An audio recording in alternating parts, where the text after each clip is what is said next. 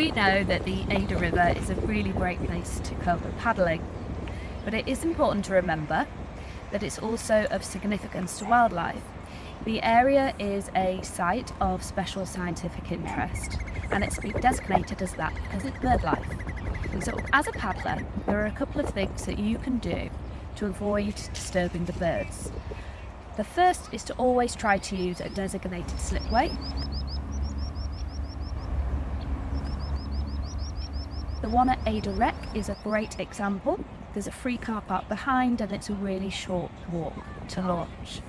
The second thing is to always stay in the main channel of the river rather than going into the RSPB reserve or too close to any of the salt marsh or any of the islands on which the birds will be resting and feeding.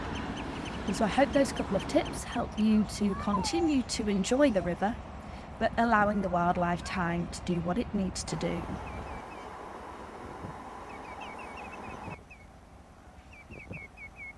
If you'd like some further information, please click on the link.